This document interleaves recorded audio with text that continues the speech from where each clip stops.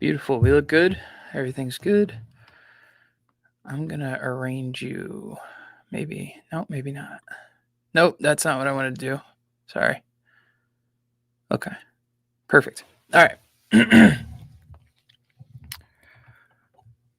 Welcome back. It's been a little bit. Gosh darn it. Welcome back to Hacks and Jacks. It's Brett Ford here with Scott Chu, and special thanks to MC Drum. MC Drum helping us out with an intro and outro music just to liven things up, the new sound. Special thanks to Ben Brown, pitcher list and QB list staffer. That his brother's actually MC Drum, and that's who connected us for the collaboration. We're happy to, have him liven us up with some new sound. So that's what you're hearing now. Scott, how are we feeling this week? Not so bad. The Tigers have been fine, which is good. I'll take that. And I was in Pittsburgh all week for work, and I'm home now. That's the biggest thing. How you doing, man? Things are good. Things are rolling along. We've got real baseball to watch for the past 10 days or so. It's been, it feels like an avalanche of baseball after just an off season of waiting. But it's a good problem to have. A lot of stuff to sort through, but happy to be doing it. Let's jump right in. We'll go to news and notes. Unfortunately, our friend Jurickson Profar, Atlanta Braves outfielder, suffered a 80-game suspension. He was caught with some PEDs after really a breakout season last year with the Padres, and now first thing this year he's caught with some stuff that he shouldn't be having. Can anything else go wrong for Atlanta in the early stages of this year? I mean, they could certainly try, right? Like they could lose a guy on the infield too. It's a bummer for Jurickson Profar. We weren't entirely sure what we expected from Jurickson Profar this season, but we know that like what's going to happen while he's out is going to be some rotation of Brian De La Cruz and Stuart Fairchild right now. At some point, you imagine that Alex Verdugo is going to get in the mix, at least until Ronald Acuna Jr. comes back. The problem is I just don't care about any of those guys for fantasy. Maybe if one of them locks down the job and looks good, but like Brian De La Cruz isn't it? Stuart Fairchild isn't it? This whole roster's kind of, been underperforming for the early part of the season. Some of that is just like it's been 2 series. There's not really a whole lot to that. I am a little interested to see what happens with Drake Baldwin. The Pirates just traded for a catcher. They also have Sean Murphy, who's back now. Drake Baldwin is a high level prospect, but was off to a slow start results wise, although the process looked pretty good. The plate discipline was good. He was hitting the ball hard. We already knew he could do that. He had some barrels. He was doing everything right. Just, the results didn't quite get to where he wanted to go.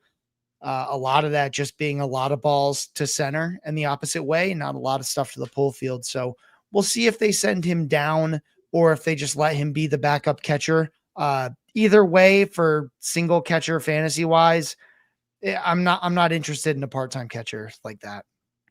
Yeah, and especially with his defensive struggles, I think the Padres kind of really exploited him when he was behind the plate in the season opening series. The Braves did acquire Jason DeLay, like you were saying, from the Pirates, a guy with major league experience, not necessarily anybody that should be fantasy relevant, but like you said, Sean Murphy coming back might change things a little bit in as far as playing time goes behind the plate for Atlanta. Former Brave Freddie Freeman, he had a shower mishap and is on the 10-day DL. I'm sure there's a punchline there somewhere, but this is a family-friendly network, so we're not gonna dive into that. Scott, is the Dodgers lineup even gonna feel the absence of Freeman? I mean, sure, they might only win by 3 instead of 5 a couple nights. It shifts some guys around in the lineup. We'll see guys like Conforto and Smith and Edman move up, which is, interesting. It doesn't really change anything. I'm maybe interested in Conforto a little more. Like if he's truly the everyday hitter in like the number 4 spot, like, sure, man, let's do it. Otherwise, there's not really, this gives Kike Hernandez a chance to play, but that doesn't really matter for us mixed league folks. And there's no one on the bench I'm really that interested in either. This is just a matter of wait and see. Hopefully Freeman can just get healthy, come back and be the, rock solid first baseman we want him to be. Well, another injury to another early round fantasy baseball bat. Kettle Marte is headed to the IL with a strained hamstring. D-backs pulled him from a game earlier this week. Anybody in Arizona that you're looking to maybe fill in there? Well, I think we had all really hoped it'd be Jordan Lawler, but the organization would really like to wait on him. So they called up a guy, Tim Tawa. Tawa had a nice season in the minors last year. He had 31 home runs, 14 steals, hit 279. The stat I look for, by the way, when you're looking at these minor league guys, if you can get the WRC plus, that's really what you want because it gives you a better frame of reference for what it's like at that level. Some of these divisions in AA and AAA are really hitter friendly. Some of them are very pitcher friendly. So the stats don't quite equate. So using that WRC plus, which for him last season across the minors was 133. I mean, he showed well enough to be able to play. I'm not that interested again outside of like only leagues and things like that, but he's going to hit at the bottom of the lineup and it'll, we're not ready for Lawler yet. That's Jordan Lawler, high level prospect. He's had a lot of injuries the last few years.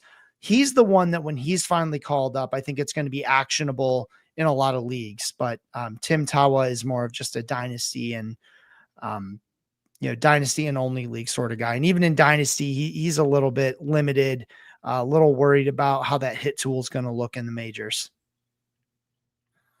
We move from the desert to the DMV. The Orioles, with a couple of transactions, outfielder Colton Cowser suffered a broken thumb in the first series of the year.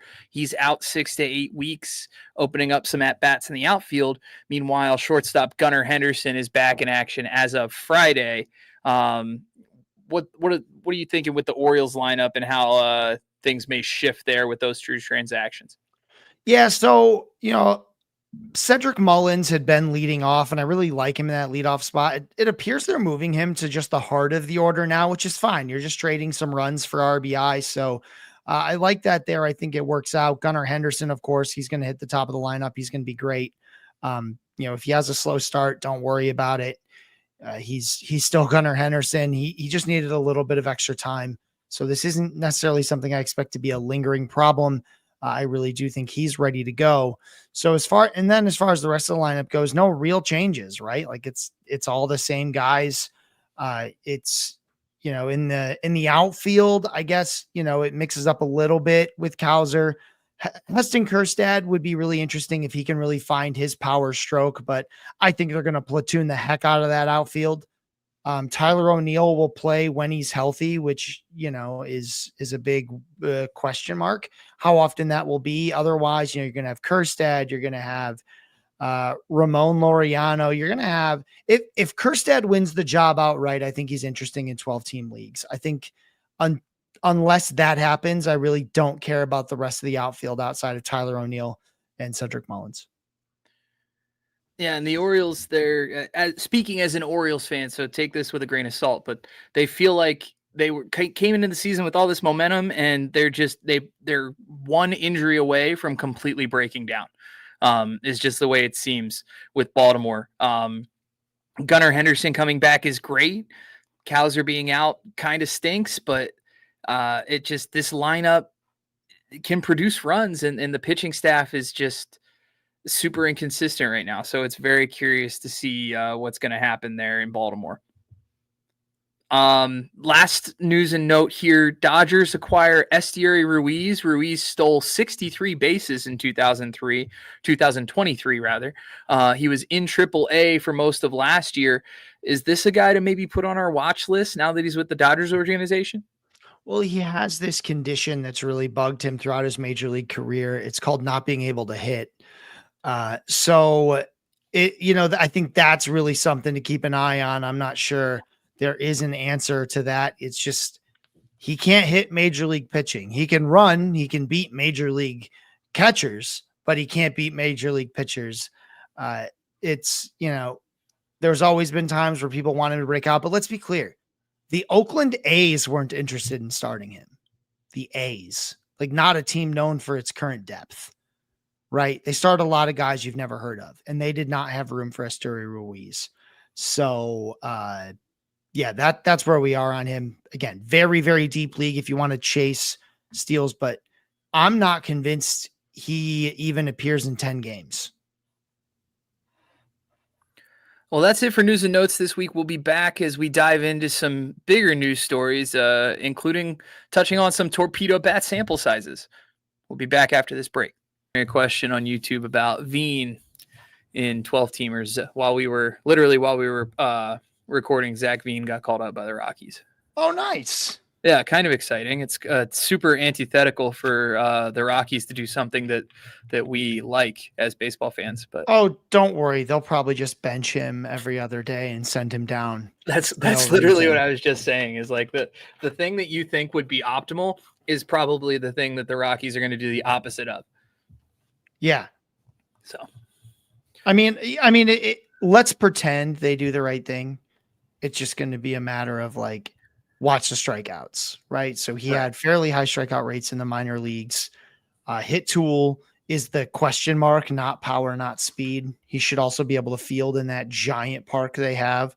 So, I mean, he can do a lot of things, but can he keep the strikeouts down? And I guess to a lesser extent, can he get the ball up in the air? I mean, I say that. That's true of just about every young player who comes up, right? Can they get the ball in the air, assuming they're trying to hit for any kind of power? Can they get the ball in the air, and can they keep the strikeouts down? You do those two things, you're probably a successful major league hitter to some degree.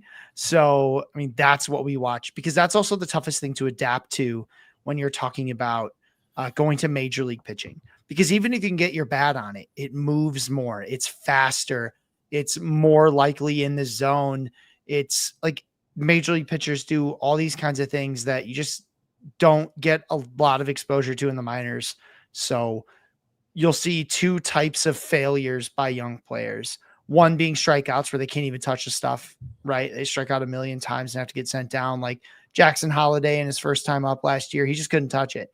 So they have to send him back down. The second one is a little bit more, it's a little more invisible in that they make contact and the plate discipline will look really good, but it'll be all ground balls, and it'll start to hurt. Like the batting average will start to come down, and they're not outmatched. Like they're a micro adjustment away, but a micro adjustment is still a difficult thing to do.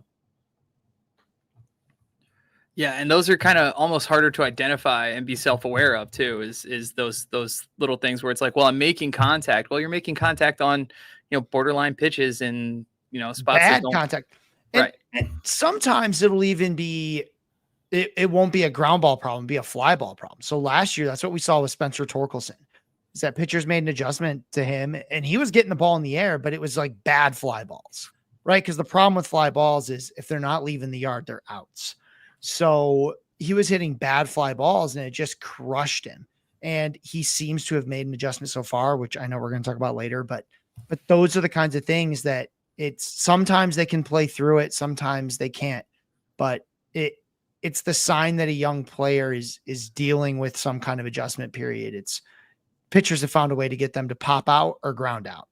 That's usually what comes after a strikeout problem. We'll see what happens with Zach Veen out in Colorado. He'll be pulled up to play the outfield, it looks like. Hopefully not ride the bench. We'll see. I don't know. It's Colorado. You never really know what they're going to do with their prospects. All right, let's jump back in here. We'll do torpedo bats. I'm sure you have some comments on that. Yeah, not as many as you'd think. God, no. I'm just waiting for them to also be like, oh, yeah, we also dragged the corpse of Charlie Blackmon out of retirement. He's coming too. It's like, okay.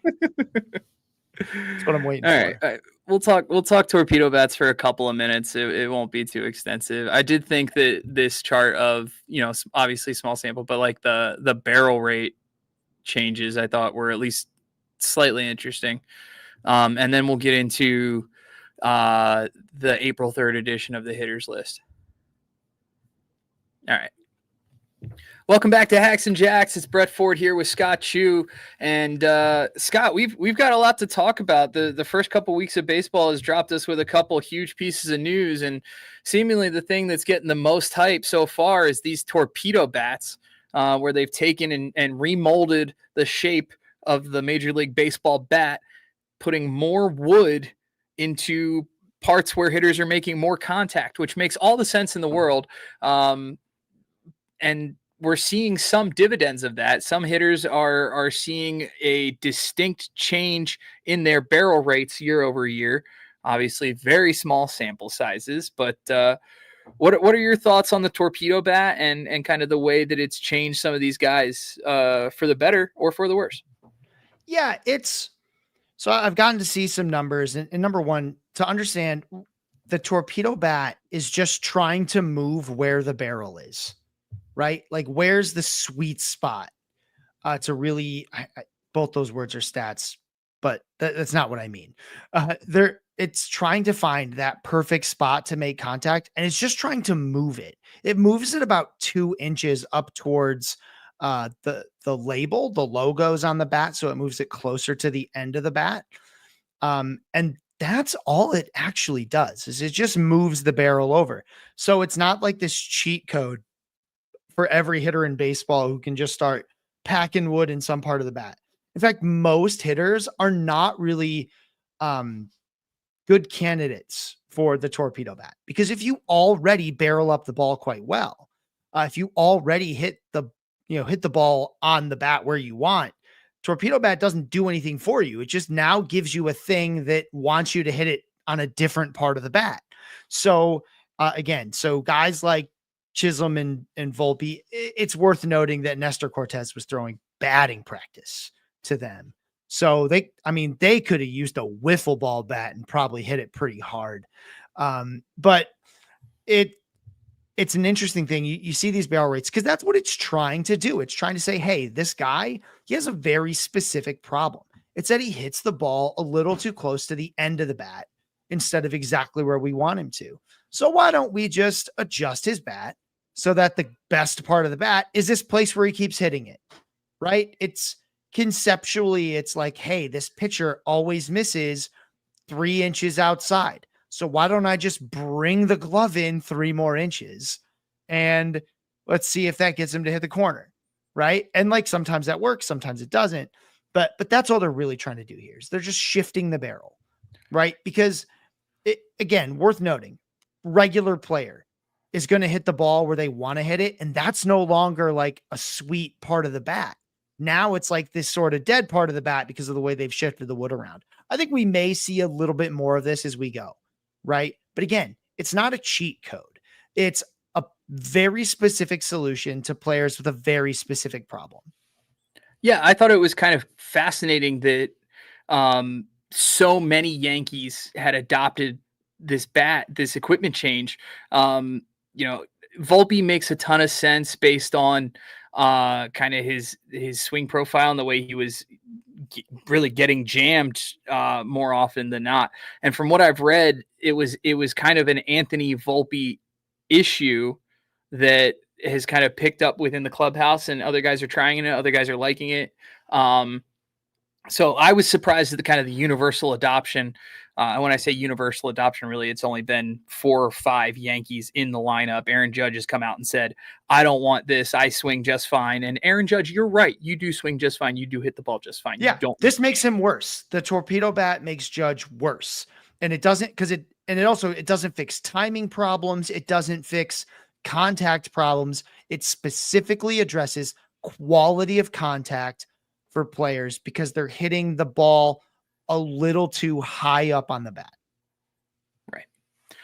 So for those of you who missed it, there's a handful of players in the league who are using them. I'll run down the list real quick just for reference sake, and then we'll move on. It's Jazz Chisholm, Anthony Volpe, Cody Bellinger, Paul Goldschmidt, and Austin Wells, all from the New York Yankees.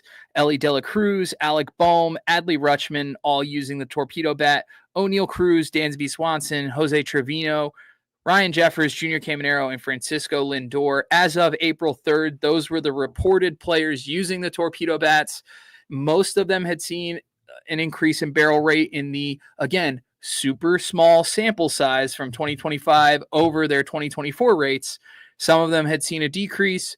And like Scott said, it's a very specific fix for a very specific problem. It is not a universal band-aid. It is not a PED type thing that will just fix everyone's swing. So take all this torpedo bat hype with a grain of salt, as most of you, I'm sure, have done. And it is very overhyped. Let's move on to your hitters list, something that's not overhyped. Scott's top 150 hitters. It's been updated on April 3rd after 1.5 weeks of baseball. Scott, what are the things that you've seen, kind of a blanket statement about what you've seen as far as the hitters go, and what you're most looking forward to coming up in this next week of baseball? It is hard to do these lists this early in the season because, again, it's something I said, every show we've had so far. All that work you did in the offseason, you don't throw it away yet, right? The evaluations you did. Now, what has changed are roles. That's the biggest thing that changes right now. I think a good player to talk about that with is Luis Garcia Jr., who I think we all thought was just everyday number 3 hitter for the Washington Nationals. They sign Ahmed Rosario, and we think, meh, it's Ahmed Rosario, right? Like, he's around, but he'll kind of pitch in all over. And it looks like a true platoon. It looks like they want him in against lefties, and they want Luis Garcia Jr. on the bench. And so it's still a large side platoon. But when you were looking at a guy as like the 7th or 8th second baseman off the board, your everyday locked in starter, and now all of a sudden he's the large side of a platoon, it hurts a bit. Now, thankfully, it's at second base where we were kind of in the wash anyway. At that point, there's a lot of depth there. But again, it makes a big difference. So that was like a role I think we didn't quite expect. But for things like Rafael Devers, right? Like, did I slide him down a bit in the tier? Sure, he looked terrible, but like long term, I don't think anyone was thinking like I will change guys' ranks. It is very hard for me to say, okay, you're not in this tier anymore, right? Like I'll shift you around because guys in the same tier tend to be pretty close anyway, and I won't argue with people for shuffling him around. So I'll slide him down a little bit because, hey, maybe it was his shoulder, maybe something like that. It doesn't look like it, right? He's been better. He was good today on Sunday. Things are looking much, much better, but I'll move them around in a tier. But yeah, moving guys, especially close to the top of the list, more than a couple spots within their own tier, it's just impossible because all that work we did, like nothing is truly like proven true or false right now.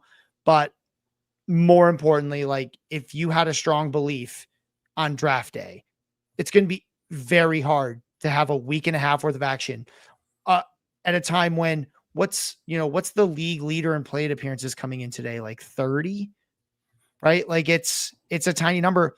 We don't even, the earliest stats that quote unquote stabilize or become reliable in a sense, right?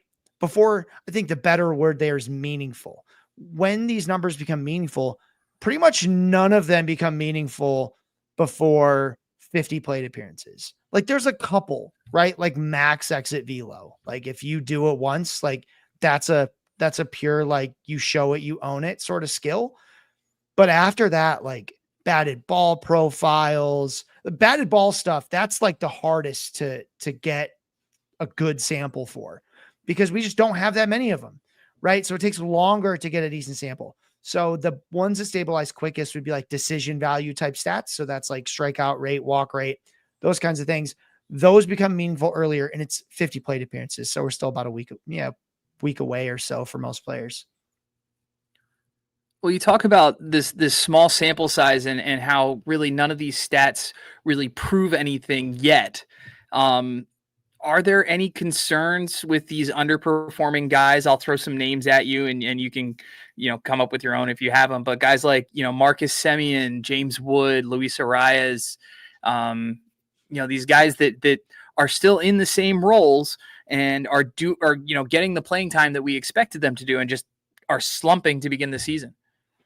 So sure, there's concern, but it's not necessarily because of anything new, right? Let's take James Wood as an example. I really like James Wood. I think he has a great eye at the plate. I think he's got plenty of power that he can unlock here in the major leagues. He's going to have full run, right, with the Nationals. The problem that we worry about with James Wood is that he's overly passive, that he's going to let too many strikes go. And that's happening right now. That's really where his struggles come in. He's just letting too many strikes go over the heart of the plate, and he's got to attack those. So it's less, it's not so much like I have a new concern. It's, yeah, this is what bad James Wood looks like, right? And it's strangely comforting because it's not a new problem. It's like, okay, he's in this range of outcomes that I expect. And something I mentioned in the Reddit AMA is you got to, like, rolling charts are extremely helpful right now because it helps you understand. Like right now we see these stats and we're like, oh my God, like he's never been this bad. But in reality, these guys have been this bad, right? They've been this bad before, especially for in a small sample like this. These rolling charts will help you get an idea of what does a hot streak for this player usually look like? Are we in that realm, or is this player doing truly something different? It's going to be hard to get that out of 30 plate appearances, but so, with James Wood, it's like, okay, this is what I expect. Marcus Semien. I think, I mentioned in the article, I don't have this concern quite yet. I still keep him ranked up there. I do wonder if the thing that makes him the most valuable, which is these plate appearances, like eventually that's a lot of tread on the tires. He's played 700 plate appearances for years and years. And at some point it does catch up with you. Is that this year? Way too soon to tell, but it's a thing that maybe I don't know why I didn't think about it as much before, but now I am kind of like, okay, he's off to a slow start. And now that I think about it, maybe it's just because he's got a lot of miles on the engine, right? And maybe that means that some of that ceiling has come off. There's still going to be times where he's very valuable. I'm certainly not cutting him anywhere, but it is something I'm watching for. And then Luis Arias, he's just a slappy hitter. He relies a lot on balls in play. And that means you've got to pray to the BABIP gods that things are going to work out. And right now they're not, but again, well within the expected range of outcomes. I'd be worried on Arias if he wasn't Luis Arias, right? Like if for any extended period of time, it was crazy, but as of right now, and let's see, it's Sunday, so I don't know if anything has changed quite yet. Nope. As of right now, he hasn't struck out this year, right? He doesn't have a strikeout. So the WRC plus and everything stinks, but he hasn't struck out. He just hasn't. So he's doing Luis Arias things. He's going to be just fine.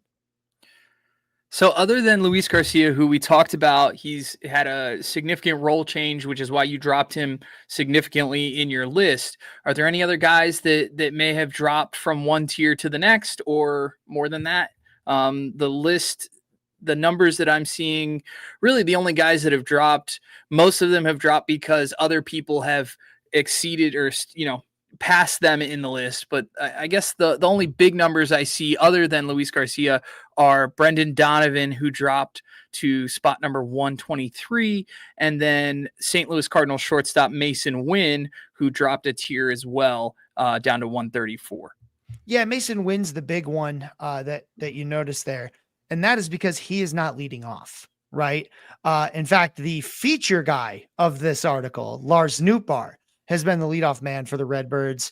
That's real, which I love. I think there's a lot of things to like about Lars Nootbaar. We've always been excited about Lars Nootbaar when we get the chance, but role was always a question. Health has always been a question, but right now he's healthy and leading off. So you love that with Lars Nootbaar. But what that means is Mason Wynn is not leading off. And Mason Wynn, a guy with fairly limited power and speed, he'll get you the double digits in both, but fairly limited. He really is a guy whose value is tied to where he hit in that lineup. And this isn't a case of Cedric Mullins from earlier, hey, he went from first, but now he's hitting fourth. So, it's fine. Instead of runs, it's RBI. Mason Wynn is now hitting ninth, right? And there's two things that happen there. Number one, there's not as many stats to gather when you're hitting ninth, and you lose a significant number of plate appearances. Moving down to ninth, I don't have the numbers in front of me, but it's more than you generally think. It can be anywhere from 50 to 100 plate appearances over the course of a year, just gone. Like they're gone because you're hitting ninth now. And it takes longer you're not even seeing your first at bat till sometimes, the second or third inning. Right. So that's a big one. And that's where we'll see these big drops early on. It's roll, as I mentioned before, it's roll changes. You see a lot more guys who jump up, but again, often for the same reasons, right? Role change. They've gotten themselves in, they've shaken a platoon, or, like some guys who jump are more just like, I wasn't quite sure what they were. Eugenio Suarez, like he just sort of was really good at the end of last year. I didn't know what to make of it. Man, he still looks really good. Eugenio Suarez just turns it on in games. And again, I have no idea where this is coming from for him. I don't know what it is that unlocked this power he always had. Again, there was some thought to me that's like, well, the juiced ball is what really kind of like propelled him, and the rest of it is faded. Man, he looks great. So that's a big one. But otherwise, yeah, it's just rolls. I will just on the point of roll, there's one roll that continues to blow my mind this year. And it's that Andres Jimenez is the number 4 hitter for the Toronto Blue Jays. And I'm not saying the Toronto Blue Jays can't have a good season. I'm sure they can. But at no point ever did they think, well, we'll really be set when Andres Jimenez is hitting 4th for us. In fact, no team has ever said that, ever. Right? Even when he was a prospect, no team said, oh, I can't wait till we have this guy hitting 4th. But here we are. And it's quite valuable for us as fantasy managers, right? Like all of a sudden, Andres Jimenez isn't batting at the bottom of some lineup. He's hitting 4th behind good players. So I'm kind of curious to see how that works out. But yeah, managers lie to us all spring. And this time of year, the biggest changes you'll see in ranks and the biggest changes that you should be making in your mind is, we thought this guy would have X role, and it turns out he has Y role. And we need to make adjustments for that. I mean, as the last one, we were told Cam Smith's coming up because he's going to play every day, right? They're like, oh, if we call him up, we're going to play him. He sat 3 times, at least twice, if not 3 times now. There's not playing him. And I think they'll keep giving him a shot. It's so hard to go. I mean, we talked about it ad nauseum. It's so hard to do what they're trying to do with Cam Smith, but also like they lie to us. Managers lie to us. They don't feel bad about it. And we need to adjust. And that means, just keep an eye on these lineups. Teams are still doing weird things, doing things we didn't expect. And it's a good way to get value early in the season to be like, whoa, we thought this guy was going to hit down here, and now he's hitting up there. Andres Jimenez being a prime example. Well, we'll talk about some more risers in the ranks, and another guy who has kind of hit way higher in the lineup than we thought he would is Tommy Edman. Tommy Edman batted 3rd the other day for the Los Angeles Dodgers. He's been playing middle infield. He's been playing outfield.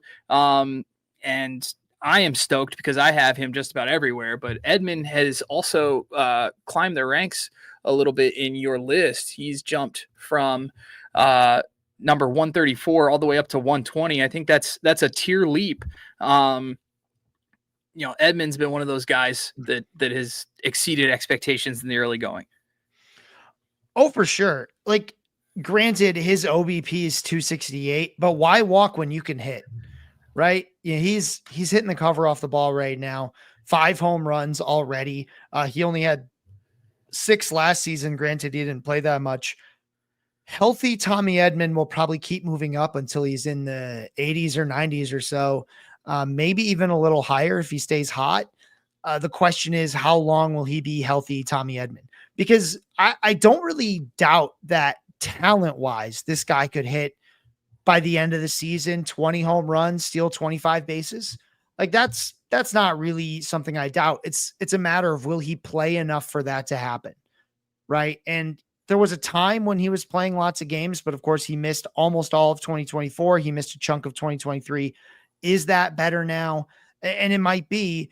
He might end up being just a huge value, but yeah, he could move up as high as the 80s. You know what? Maybe even the 70s until he starts getting slowed down in his jumps. But to get up there, really, it's just going to be a matter of, are you hitting it all and are you still healthy? And better yet, are you hitting closer to the middle of the lineup for those Dodgers? So that's really what we're looking at with him. But yeah, great call by you, man. It's not just going to be a hot start. I think he's going to be a great value throughout the rest of the season as long as he's healthy. Well, we go with a guy that I kind of planted my flag on preseason to a guy that you planted your flag on, and that's Spencer Torkelson, Detroit Tigers first baseman. Torkelson has been on fire to start the season. You have reflected that in your ranks, moving him from 137 all the way up to 116. That's a 2-tier jump. Scott, take your victory lap on Spencer Torkelson. Yeah, get torqued, nerds. Woo! I love Torque. Walked it off today for the Tigers Sunday to beat those pesky White Sox after the Tigers got absolutely dismantled by legend Martin Perez. So it was great to see him do that. Look, the way the pendulum has swung for Torkelson is massive, right? Because coming into the season, we're told that Colt Keith is going to be the first baseman. Torque doesn't even have a place on this team to start out, right? Which, was sort of well-deserved. He did not play well last season, but he is, only a little over a season removed from a 30 home run year, right? And so I think we were quick to forget about that, but he's been given this opportunity. He is doing all the things that you want Torkelson to do. This isn't a case of just like, oh, well, he's getting some success, but it's because he's, striking out a ton. Like, he is striking out, but he's like walking along with it. He's putting the ball up in the air. He's doing all the things that we need Torque to do. Could he do more of it? Absolutely. But for now, right? Like, we're really happy with this. And if I think Torque is going to win this job for the rest of the year, I think projections are still being a little slow on that. And if he does, he's a big threat to get to 30 home runs. The batting average may not be fantastic, but I think it'll be better than the 220s that we've seen projected for him. I think he's better than all those things. So, this guy was a top prospect for a reason. He's one of the best college hitters from the last decade. I think he can do this, right? Especially if he keeps walking. Like, he doesn't need to walk quite this much, but yeah, it's all good things. It's all exactly what I wanted to see. Right. He got ranked because I thought if he does these things, I could jump him up. He did them. Right. I know it's only a week and a half, but I'm good in that part of the list that really the one from the 1/3, the 120s, the 130s, you can see guys take big jumps because they're sort of blended in with these, what was the phrase from the offseason? Oatmeal guys, right? Like the JJ Bledays of the world who, do have a role to play, but in a 12-team league, you're looking for upside, right? And Spencer Torkelson has 30 home run, 250 average upside. And that is hard to find for a guy who was probably on the wire right up until the season started. So that's why he gets that jump. That's what you should be excited about. That's really, what we're after this time of year is, where are those guys?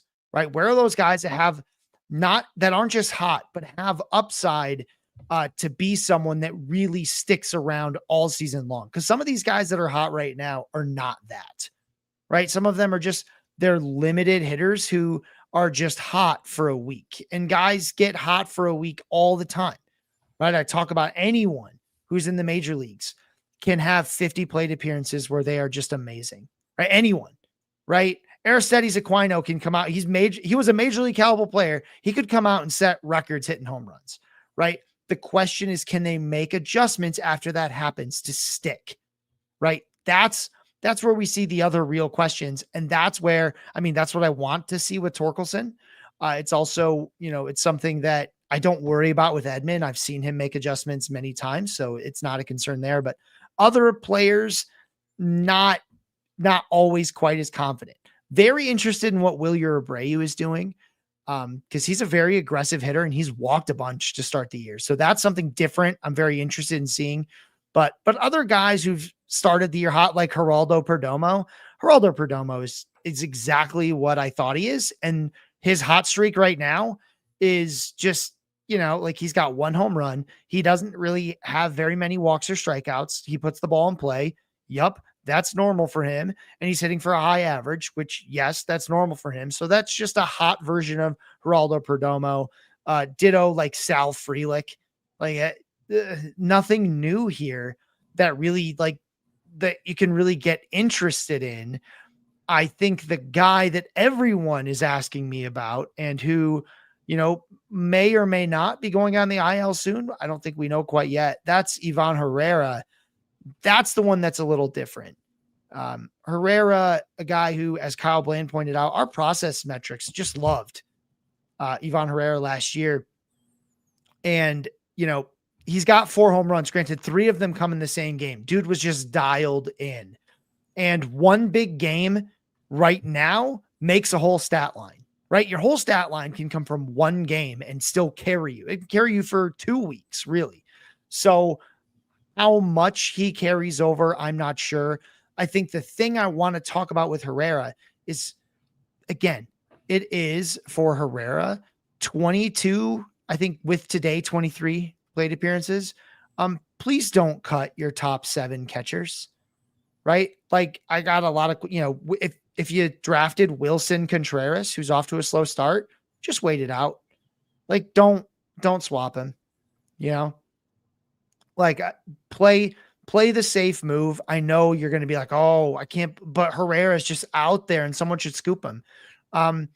Maybe someone in your league probably does need Ivan Herrera, but it's not you. If you have Wilson Contreras, if you have, Shea Langoliers is still in that tier. Now, if you started the year and you drafted, Alejandro Kirk, yes, make the swap. Make those swaps for the guys that were in that like last couple catchers off the board, just trying to stream a little bit to start, maybe had some upside.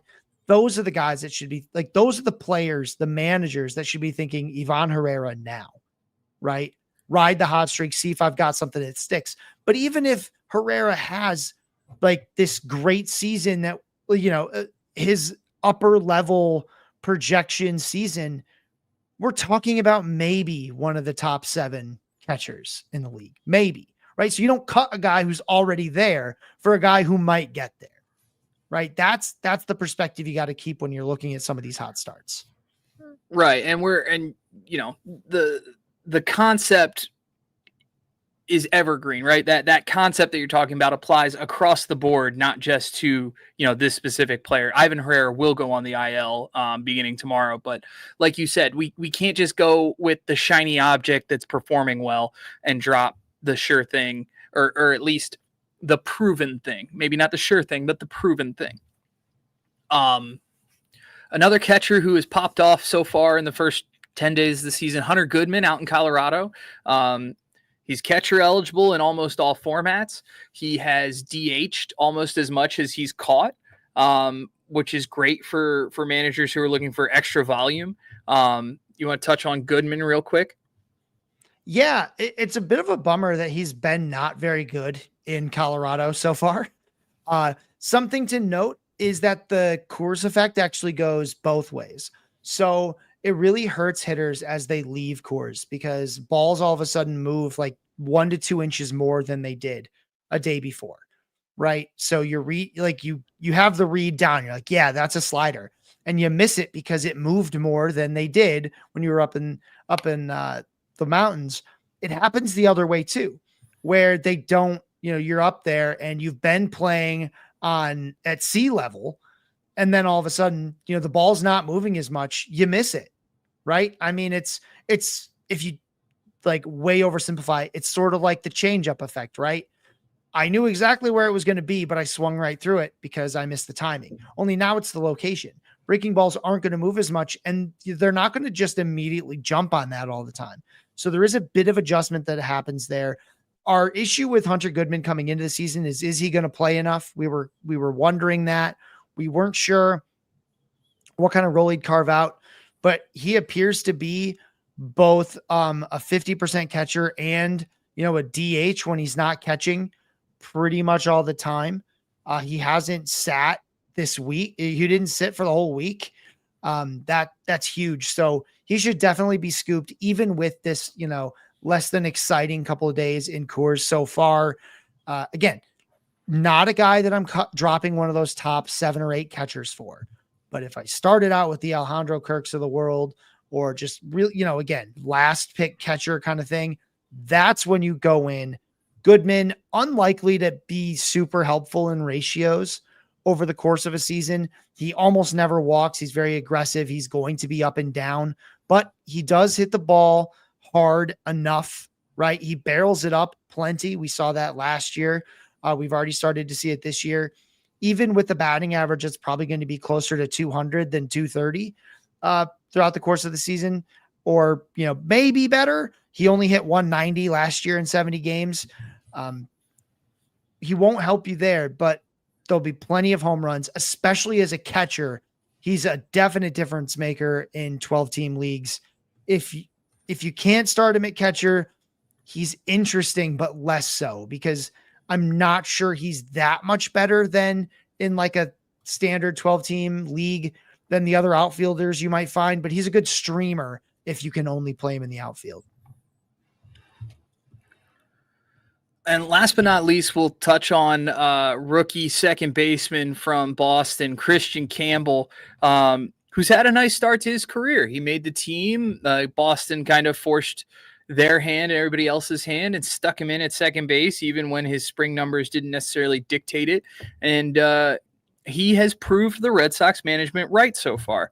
What are your thoughts on Christian Campbell and maybe what his hot start means for the rest of the season?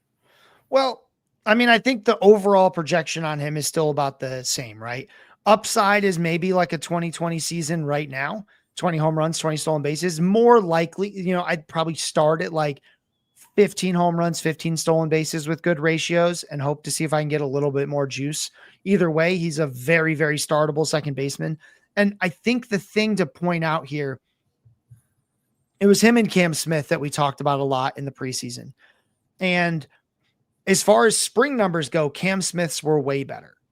However, there's a big difference here in that Boston knew what they had in Christian Campbell. They've been watching Christian Campbell since they got him back in 2023, right? Like he was a draft pick for them in 2023. They had him at the complex. He played, just 22 games that first year. He played 115 games with them last year. They've had eyes on him. They know exactly what they're dealing with. They knew he was ready for the show. I think what's been challenging for Cam Smith is the Astros just got that kid in the offseason, right? Like they didn't draft him. Like they traded for him. I understand why they're excited about what they have in Cam Smith, but they didn't have the benefit that the Red Sox had, which is seeing this guy over the course of, one partial season and one full season and getting to coach him and get him ready for the major leagues. So I think he's really benefiting from that. Now, again, these numbers aren't going to quite be the same. I think the walk rate is going to stay in the double digits. I think the strikeout rate can stay around 20%. BABIP is an oversimplified stat, but 474 doesn't stick around, right? Like it just, that's a hard number to do for more than 33 plate appearances that he has. It's really hard to keep a BABIP that high. It's going to go, actually, just as of today's action so far, it's already down to 417. Because he's got 1 hit and 9 plate appearances. But I think he's definitely a plus guy. I think he's another player that's going to keep kind of moving up. He doesn't have that top end power, that top end speed, but he's going to contribute across the board and give you good ratios. It's not as flashy as you think it would be for a prospect making the team and doing all this stuff, but it's flashy enough for a 12-team league where he is absolutely a set and forget kind of player at second. Oh, we talked about the flashy players. Let's talk about maybe one guy give me one name that's flown under the radar so far that you're looking to maybe either scoop off the waiver wire or maybe offer his fantasy manager a buy low kind of offer in your leagues. Well, I think the buy lows are tough. I generally would tell anybody not to sell right now a player that they have, because you're almost always going to get the wrong value. But if you have players in your league that are getting antsy, you definitely want to target the guys who are doing everything they should be doing, but the results aren't there yet. Like for example, Yandy Diaz is not broken. There's nothing wrong with him. It's just a slow start. So that's definitely a player, like he's getting cut everywhere. So my first one is less about picking up guys who've had a hot start, and it's picking up the guys that are getting cut that shouldn't have been cut. That's where I'm really making a lot of moves in leagues right now. So Yandy Diaz, Mark Vientos, those guys get cut in these leagues for no particularly good reason besides they're starting slow. So be ready to scoop those and sit on them. Those are a much better gamble than some of these guys who only have a hot start.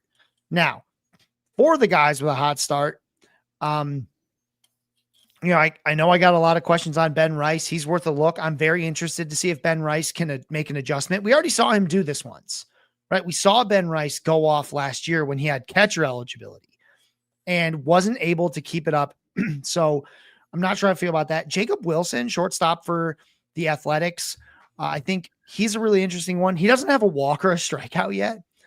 He might have had one today, but he's not a flashy guy, but he puts the ball in play. He's going to do good things. Oh, he did have 2 strikeouts today. So he finally is on the board for strikeouts at a 5.4% rate, but he's a guy who could hit like 15 to 20 home runs with a high average, right? It's mostly ratios for him, but I think there might be something interesting there. If you want to ride a hot streak, figure it out. Same for his teammate, Tyler Soderstrom. I think Soderstrom is a guy who got a ton of power. Let's see if he can avoid the 200 batting average kind of thing.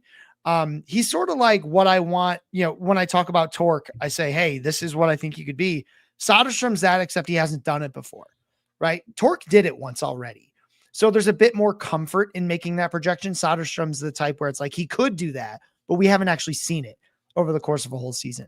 So that's one. But again, can't stress enough, the main ads you're making right now are the guys who are getting dropped for the hot players on the wire. Keep an eye on those. Many people are going to make a mistake and you should go after it. Chasing things that maybe they shouldn't be chasing yet. A good example of this would be Jordan Walker. So Jordan Walker is off to a fairly good start on the season. Through today's actions, he's got 2 hits and 9 plate appearances today. He's hitting 286, right? But keep in mind, he's slugging. Just today he's slugging 286. But yeah, on the season, he's hitting 310, slugging 414. Those aren't great numbers. And it's all ground balls, guys. It's almost 60% ground balls for Jordan Walker. That's been the problem the whole time. He's getting some success, but he hasn't fixed the problem. The problem being he never hits line drives. He just hits a bunch of ground balls, right? And he can't survive like that, especially because he doesn't pull the ball that much. So I would say it's a wait and see on Jordan Walker because he's doing all this stuff. We've seen him be hot before, but he hasn't fixed the ground ball problem. So I don't expect him to be any better than he's been in the past. So I'm a little worried about that, but people are going to be dropping legitimate players for him that maybe just haven't gotten off to a good start yet. Scoop them up. I can't say exactly who it is because I'm not in your leagues. I don't know, but it's going to be guys who are full-time players who we shouldn't, we don't have any reason to believe that their projection should be any different than it was before, right? I would not be shocked. I think one of the more interesting names in this bucket is going to be Jake Berger. Jake Berger, we thought was going to hit 3rd or 4th. He's hitting 6th. Now he's off to a bit of a slow start, but that's because he's Jake Berger. That's what he does. I think he's a player I'd be quite interested in because he could have legitimate power. And yeah, I rank him higher than Torque. I rank him higher than Ben Rice. I rank him higher than those guys because he's just more of a proven asset. I think projections are still going to tell you Jake Berger's the play there, but he's not going to get the hype on your wire, right? That Ben Rice and Torque are. So just keep an eye on those players. Go after those players. Taylor Ward, Alec Boehm. These are guys with slow starts. You should be going to get. I know there's a couple leagues where Luis Robert Jr.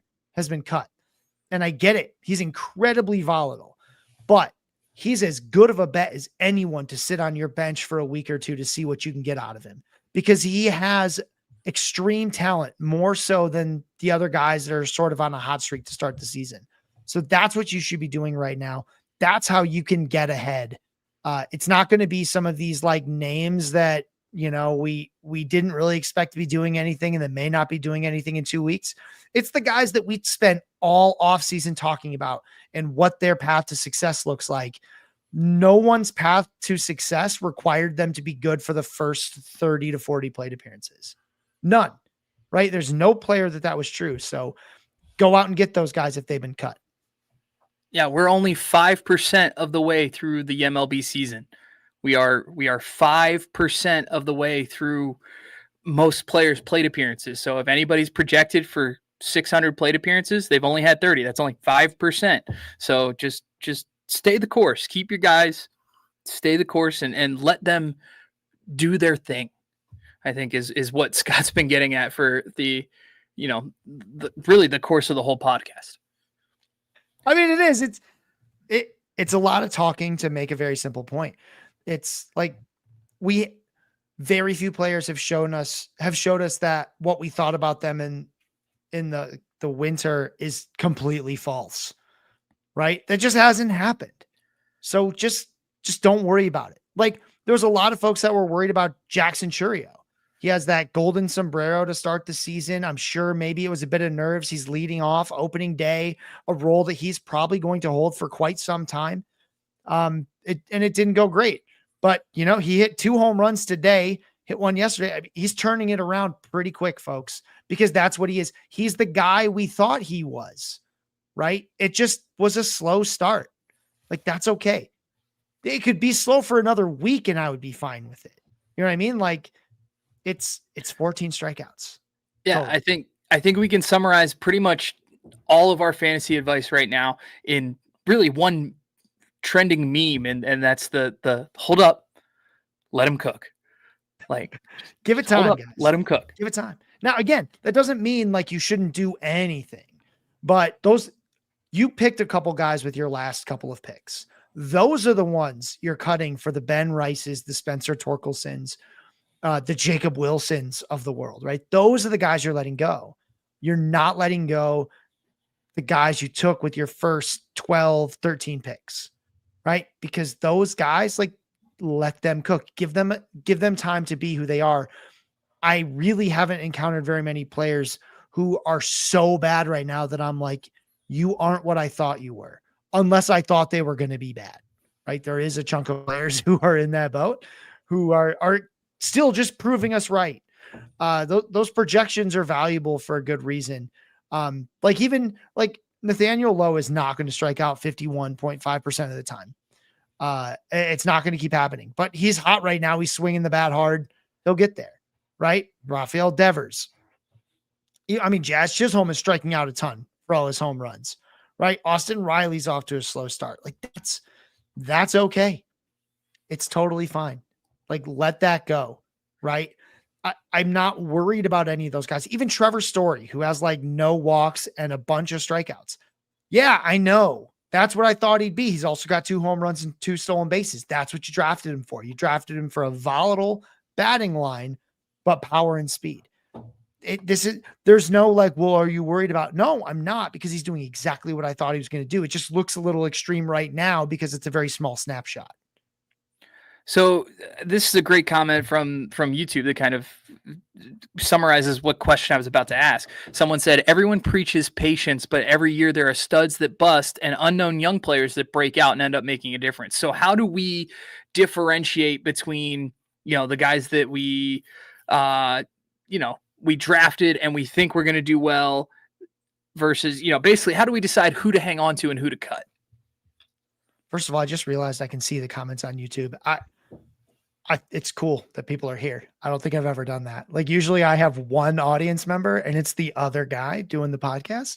So this is fun, but yeah, I mean, a good point here that practicing patience is harder than it sounds.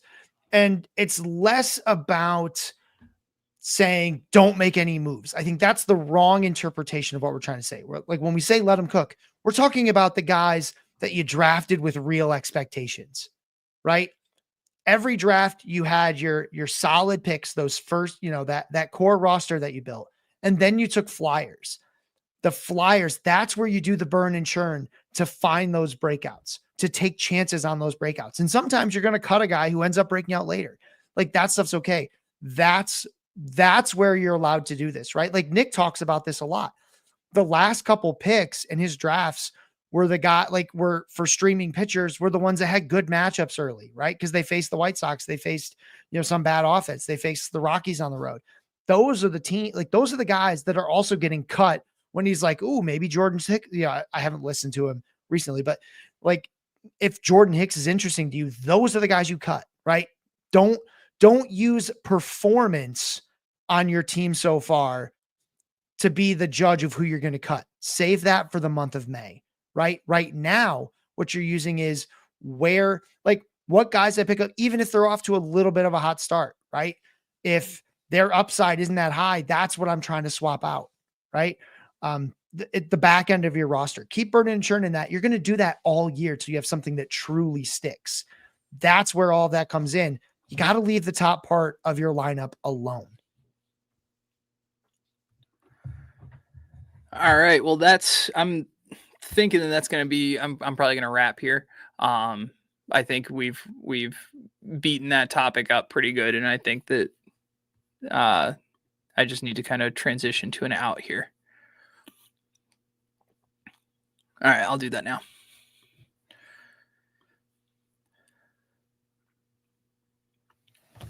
Well, that's all the time we have. Thanks for joining Hacks and Jacks. We'll be back next week with more hitters and more.